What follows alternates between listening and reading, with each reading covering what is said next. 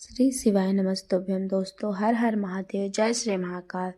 तो दोस्तों, मेरी हर एक बहन के गोद भोलेनाथ जरूर भरें।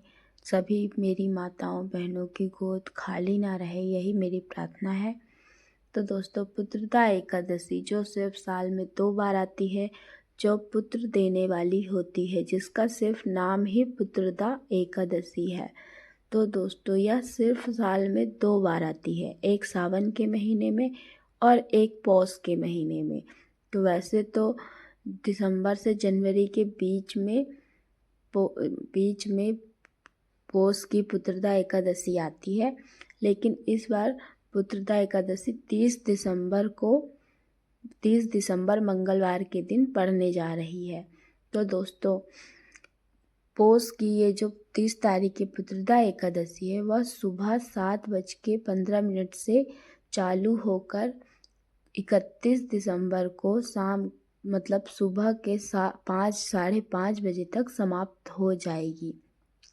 तो दोस्तों, यह बहुत ही अच्छा मौका है आपको संतान प्राप्ति करने का, और जो भी महिलाएं पुत्र संतान की कामना रखती हैं उनके लिए बहुत ही ज़्यादा यह अच्छा रहेगा। तो दोस्तों, जो व्रत है वह कौन कौन रख सकता है। तो दोस्तों, यह व्रत ऐसी महिलाएं रख सकती हैं जो पुत्र की कामना रखती हैं और उनके घर में पहले से ही बहुत सारी कन्याएं हैं, और या फिर जो नवविवाहित जोड़े होते हैं जो संतान की कामना रखते हैं, वह भी इस पुत्रदा एकादशी का व्रत रख सकते हैं। और जिनकी भी कोख बंधी हुई है या संतान प्राप्ति बहुत लंबे समय से नहीं हो रही है, जो भी विघ्न बाधा आपकी संतान प्राप्ति में आ रही है, वह सभी दूर होंगी इस उपाय को करने से। तो दोस्तों, पुत्रदा एकादशी ये जो है, इसको आप 2 तरीके से रख सकते हैं। या तो आप निर्जला व्रत रख सकते हैं, या फिर आप फलाहार खाकर यह व्रत रख सकते हैं। और अगर यह व्रत आप पति पत्नी दोनों साथ में मिलकर रखते हैं और पूजन अर्चना करते हैं और संतान गोपाल मंत्र का जाप करते हैं, तो निश्चित ही आपको संतान की प्राप्ति होकर रहेगी। तो दोस्तों, आपको श्री हरि की पूजा करनी है इस दिन, और आपको शिवलिंग की भी पूजा जरूर करनी है, जिससे आपको हरि और हर दोनों की ही कृपा प्राप्त होगी, संतान प्राप्ति, जिससे आपको बहुत ही जल्द हो जाएगी। तो यह व्रत पत्नी और पति अगर साथ में नहीं रख सकते हैं तो यह व्रत पत्नी भी कर सकती है। और यह जो उपाय मैं बताने वाली हूँ, यह पंडित प्रदीप मिश्रा द्वारा ही बताया गया है, जिसे मैं सिर्फ आप लोगों को समझाने और अच्छे तरीके से याद दिलाने बताने के लिए यह वीडियो बना रही हूँ, जिससे आप तक यह बात पहुँच सके कि आप 30 दिसंबर पुत्रदा एकादशी का अच्छे से लाभ उठा सकें। तो दोस्तों, चलिए मैं आपको बताती हूँ, अगर आप बहुत ही ज़्यादा पुत्र संतान की कामना रखती हैं और आपको बहुत लंबे समय से संतान नहीं हो रही है, तो आपको अपनी असल ज़िंदगी में कुछ नियम बना के रखने होंगे, जिससे आपको बहुत ही जल्द संतान की प्राप्ति होगी। जैसे कि पंडित प्रदीप मिश्रा जी ने हमें बताया है कि जिन भी महिलाओं को संतान प्राप्ति नहीं हो रही है, वह हर महीने की शिवरात्रि, प्रदोष और हर सोमवार के दिन छोटे छोटे उपाय कर सकती हैं, जिससे किसी न किसी उपाय से प्रसन्न होकर भोलेनाथ आपकी गोद भर देंगे। तो एक तो डेली का नियम आप लोगों को बना लेना है कि डेली शिव मंदिर जाना है और शिव जी पर चढ़ी हुई बेलपत्र खानी है और उनका चढ़ा हुआ जल पीना है, तुमरुका जी महाराज का नाम लेकर। तो संतान प्राप्ति के लिए तुमरुका जी महाराज का नाम बहुत ही ज़्यादा अच्छा रहता है, जिससे बहुत जल्द भोलेनाथ आपकी संतान प्राप्ति की विनती सुनते हैं। तो और आपको क्या करना है, हर प्रदोष के दिन आपको 2 लंबी बाती का दिया भी जरूर जलाना है संतान प्राप्ति की कामना रखते हुए। और हर शिवरात्रि को अगर आप पार्थिव शिवलिंग का पूजन करते हैं पति पत्नी दोनों साथ में मिलकर, तो इससे भी आपको संतान प्राप्ति की जरूर होगी। और दोस्तों, पुत्रदा एकादशी के दिन आप जब शिवलिंग की पूजन करने जाएं तो 108 गेहूं के दाने भी साथ में ज़रूर लेकर जाएं और भोलेनाथ की शिवलिंग पर समर्पित करें, जिससे कि आपकी वंश की वृद्धि होगी। तो दोस्तों, आपको क्या करना है?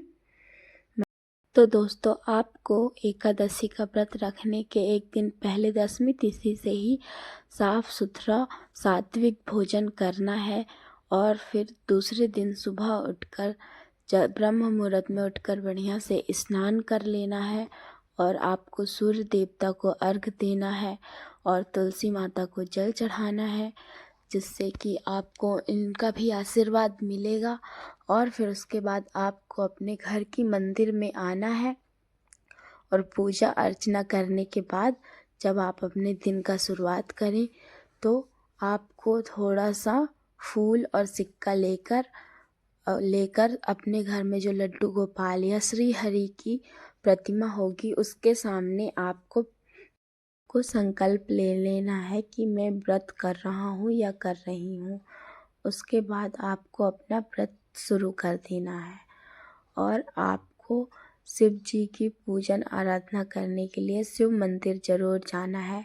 तो जो भी आपके पास शिव जी को चढ़ाने के लिए सामग्री हो ज़रूर लेकर जाएं और 108 गेहूं के दाने शिवलिंग पर ज़रूर समर्पित करें, जिससे आपके वंश की वृद्धि होगी।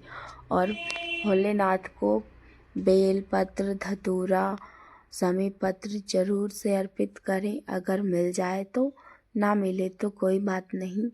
उसके बाद चलिए मैं आपको बताती हूँ कि मैं जो उपाय आपको बताने वाली हूँ वह कैसे करना है। तो उसके लिए आपको 1 कटोरी घी ले लेना है और 1 कटोरी खीर ले लेना है और आपको 2 बेलपत्र चाहिए होगी और 1 होगा आपको घी का दिया, जो आपको शिव मंदिर में ले जाकर भोलेनाथ के सामने घी और खीर का कटोरी समर्पित कर देना है। और आपको एक गलती नहीं करना है, आपको शिवलिंग के ऊपर बिल्कुल भी यह कटोरियाँ नहीं रखनी है। शिवलिंग के नीचे ही आप यह कटोरी रखें, क्योंकि शिवलिंग के ऊपर कोई भी वस्तु नहीं रखनी चाहिए। तो इस तरीके से आप भोलेनाथ के सामने खीर और घी की कटोरी अर्पित कर दें। उसके बाद आपको क्या करना है, 1 लोटा जल जो आप पहले चढ़ा चुके होंगे, उसके बाद आपको ये घी और खीर समर्पित करनी है। उसके बाद आपको भोलेनाथ के ऊपर 2 बेलपत्र समर्पित करनी है जो आप लेकर आए थे। और बेलपत्र समर्पित करने के बाद आपको क्या करना है, भोलेनाथ की जो आप घी का दीपक ले गए थे वो आपको भोलेनाथ की चौखट पर जला देना है, श्री शिवाय नमस्तुभ्यम का जाप करते हुए। और पति पत्नी दोनों अगर गए हों तो साथ में श्री शिवाय नमस्तुभ्यम या ओम नमः शिवाय का जाप जरूर करें शिव मंदिर में। उसके बाद आपको क्या करना है, 1 बेलपत्र आपको दोनों बेलपत्र शिवलिंग पर से उठा लेनी है और 1 बेलपत्र जो महिला ने उपाय किया है वह शिव मंदिर के चौखट पर ही बैठ के चबा चबा कर खा लेगी और 1 बेलपत्र अपने पति को ले जाकर घर पर खिला देगी और यह उपाय आपका पूर्ण हो जाएगा, जिसके बाद आप अपनी निजी जिंदगी में सुखी से रहिए और संतान की कामना रखिए। तो अगर आप यह उपाय दिल से पूरी श्रद्धा भक्ति से करते हैं तो आने वाली पुत्रदा एकादशी तक आपके घर में एक संतान जरूर होगी भोलेनाथ की कृपा से। और एक जो बात मैं आप लोगों को बताने जा रही हूँ, यह आप अगर ऐसा कोई भी संकेत पाते हैं तो अवश्य ही आपके घर में संतान की प्राप्ति भोलेनाथ की कृपा से होगी। तो दोस्तों, अगर भोलेनाथ की कृपा से आपको संतान प्राप्ति होने वाली होगी तो भोलेनाथ स्वयं आपको कुछ ऐसे संकेत देंगे सपने में आकर, जिससे आप समझ सकते हैं कि भोलेनाथ ने आपके ऊपर कृपा कर दी है। तो दोस्तों, अगर सपने में आपको कोई भी बहुत सुंदर सा शिवलिंग या छोटा बड़ा कैसा भी शिवलिंग दिखाई देता है, नंदी महाराज दिखाई देते हैं या कोई भी सांप दिखाई देता है या पंडित प्रदीप मिश्रा जी दिखाई देते हैं या कुछ भी, तो आप समझ जाइए आप भोलेनाथ की कृपा से बहुत ही सुंदर सी संतान प्राप्त होने वाली है। और अगर आपको सपने में कोई बहुत ही सुंदर सा फल दिखाई दे, आम वगैरह, तो निश्चित ही आपके घर में पुत्र संतान की प्राप्ति होगी। या फिर आपको गुलाब का फूल दिखाई देता है सपने में, तो इससे भी आप समझ सकते हैं कि आपके घर में निश्चित ही पुत्र संतान की प्राप्ति भोलेनाथ की कृपा से होने वाली है। तो श्री शिवाय नमस्तुभ्यम। वीडियो तो लाइक सब्सक्राइब जरूर करिए, क्योंकि कोई भी वीडियो को सब्सक्राइब नहीं करता है ना बेल का आइकन दबाता है।